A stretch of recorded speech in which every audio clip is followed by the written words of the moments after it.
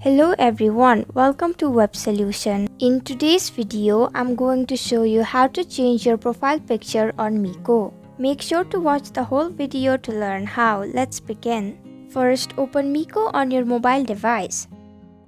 Tap on Me at the bottom right of your screen. Now go ahead and tap on your profile. Tap on your current profile picture.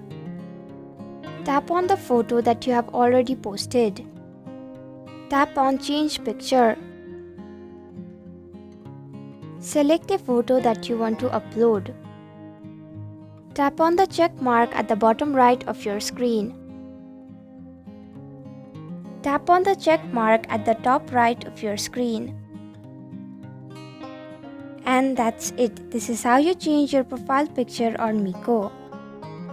I hope you found this video helpful. If you did, then please click the thumbs up button. If you have any questions or thoughts, type them in the comments below. And don't forget to subscribe to our channel for more updates. Click the bell icon too so you'll know when we post a new video. We'll be back with another video soon. Thanks for watching.